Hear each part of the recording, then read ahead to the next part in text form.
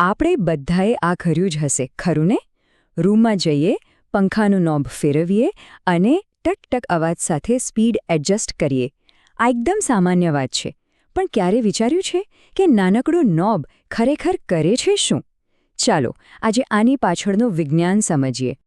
અને આજનો આપણો મુખ્ય સવાલ પણ એ જ છે.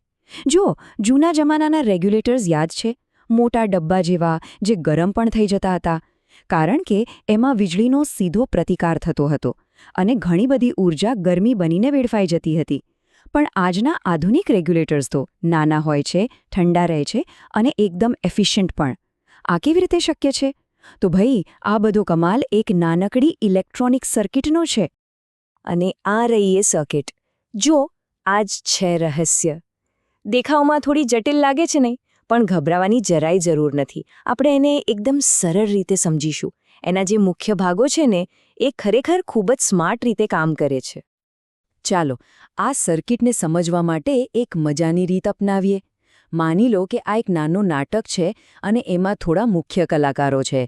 દરેકનું પોતાનું ખાસ કામ છે અને બધા સાથે મળીને પંખાની સ્પીડને કંટ્રોલ કરે છે. તો ચાલો આ કલાકારોને એક એક કરીને મળીએ. તો આપણા નાટકનો પહેલો અને સૌથી મુખ્ય કલાકાર છે ટ્રેક. હવે આ ટ્રેક શું છે? સમજો કે એ પાવર માટેનો મુખ્ય દરવાજો છે, એક ગેટકીપર. એ સીધો પંખાની મોટર સાથે જોડાયેલો હોય છે અને એ જ નક્કી કરે છે કે મોટર સુધી પાવર પહોંચશે કે નહીં. એ એકદમ ફાસ્ટ, હાઈ પાવર સ્વિચ જેવું છે. હવે આવે છે ડાયાક. જો ટ્રાયાક મુખ્ય દરવાજો છે, તો ડાયાક એ દરવાજાનો ચોકીદાર છે. એનું કામ છે વોલ્ટેજ પર નજર રાખવાનું. જેવી યોગ્ય ક્ષણ આવે, એટલે કે વોલ્ટેજ એક ચોક્કસ લેવલ પર પહોંચે, એટલે એ તરત જ ટ્રાયકને સિગ્નલ મોકલે છે કે ચાલો હવે દરવાજો ખોલો. અને છેલ્લે આપણા નાટકમાં છે આરસી નેટવર્ક. આરસી એટલે રેઝિસ્ટર અને કેપેસિટરની જોડી. આ બંને મળીને આપણું ટાઈમર બનાવે છે. એમનું કામ એ નક્કી કરવાનું છે કે ચોકીદાર એટલે કે ડાયક મુખ્ય દરવાજો ખોલવાનું સિગ્નલ ક્યારે આપશે, એટલે કે કેટલી વાર રાહ જોવાની છે. સારું, તો હવે આપણે બધા કલાકારોને ઓળખી ગયા છીએ. હવે જોઈએ કે આ બધા સાથે મળીને કામ કેવી રીતે કરે છે. અને હા, યાદ રાખજો, આપણે જે પ્રક્રિયાની વાત કરવા જઈ રહ્યા છીએ તે સેકન્ડના નાના ભાગમાં સેંકડો વખત થાય છે. તો થાય છે એવું કે એસી પાવરનું દરેક ચક્ર જ્યારે શરૂ થાય, ત્યારે કેપેસિટર એક નાની બેટરીની જેમ ધીમે ધીમે ચાર્જ થવાનું શરૂ કરે છે. જેમ જેમ એ ચાર્જ થાય છે, એમ એના પરનો વોલ્ટેજ વધતો જાય છે. જેવો જ એ વોલ્ટેજ એક ખાસ લેવલ પર, જેને બ્રેકઓવર પોઈન્ટ કહેવાય છે, ત્યાં પહોંચે છે, એટલે તરત જ આપણો ચોકીદાર એટલે કે ડાયક એક્ટિવ થઈ જાય છે. એ તરત જ ટ્રાયકને સિગ્નલ મોકલે છે કે ગેટ ખોલી નાખો. અને બસ ટ્રાયક ચાલુ થઈ જાય છે અને મોટરને પાવર મળે છે. પણ આખી ગેમ અહીંયા જ છે. પાવર માત્ર એ ચક્રના બાકી બચેલા સમય માટે જ મળે છે. અને સૌથી મજાની વાત તો એ છે કે આ આખી ચાર્જ ટ્રિગર ફ્લોવાળી પ્રક્રિયા માત્ર એક જ વાર નથી થતી. એસી પાવરના પોઝિટિવ અને નેગેટિવ બંને ભાગ માટે આ નાટક સેકન્ડમાં સેંકડો વખત રિપીટ થાય છે. તમે વિચારી શકો છો કે આ બધું કેટલી ઝડપથી થતું હશે?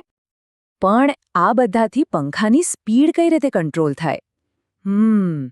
તો આખી રમત એ વાત પર છે કે દરેક ચક્રમાં ટ્રાયક કેટલી વાર સુધી ચાલુ રહે છે.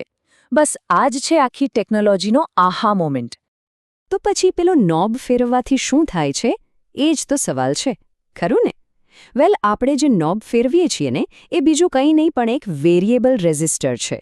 એટલે કે એક એવો રેઝિસ્ટર જેનું મૂલ્ય આપણે બદલી શકીએ છીએ. અને બસ આ એક નાનકડો ફેરફાર જ આખી ગેમ બદલી નાખે છે. જુઓ આ કેટલું સ્માર્ટ છે. જ્યારે આપણે નોબને ધીમી સ્પીડ પર સેટ કરીએ, ત્યારે રેઝિસ્ટન્સ એટલે કે અવરોધ વધી જાય છે. આનાથી શું થાય? કેપેસિટર ધીમે ધીમે ચાર્જ થાય છે. એટલે ડાયક અને ટ્રાયક પણ ચક્રમાં મોડા એક્ટિવ થાય છે. પરિણામ, મોટરને દરેક ચક્રમાં બહુ જ ઓછા સમય માટે પાવર મળે છે. અને એનાથી ઉલટું, જ્યારે સ્પીડ વધારીએ ત્યારે રેઝિસ્ટન્સ ઘટી જાય, કેપેસિટર ફટાફટ ચાર્જ થાય, ટ્રાયક વહેલો ચાલુ થાય અને મોટરને લાંબા સમય સુધી પાવર મળે છે. સિમ્પલ. તો આ આખી વાતનો સૌથી મહત્વનો મુદ્દો શું છે?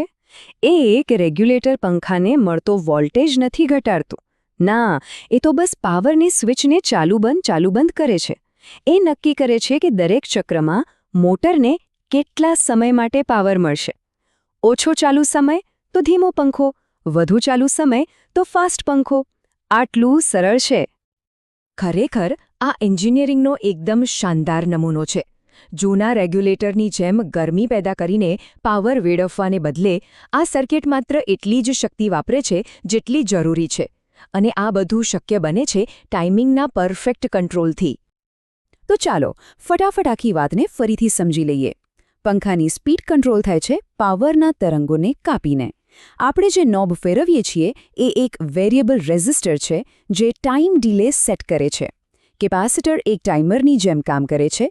ડાયેક એ વોલ્ટેજ સેન્સિટિવ ટ્રિગર છે અને ટ્રાયેક એ હાઈ સ્પીડ પાવર સ્વિચ છે. જેટલો વધુ ચાલુ સમય એટલી વધુ સ્પીડ. આખરે તો આ બધું ટાઈમિંગ, ટ્રિગર અને પાવરનું એક પરફેક્ટ કોમ્બિનેશન છે. અને આ જાણકારી આપણને એક નવા અને રસપ્રદ સવાલ પર લાવીને મૂકી દે છે.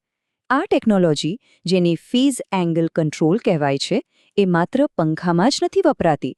જરા વિચારો, ઘરમાં એવી બીજી કઈ વસ્તુઓ છે જેની પાવર કે બ્રાઇટનેસને નોબથી કંટ્રોલ કરી શકાય છે? કદાચ લાઇટ ડિમર કે પછી પાવર ટૂલ્સ? આનો જવાબ કદાચ તમને પણ આશ્ચર્યમાં મૂકી દેશે.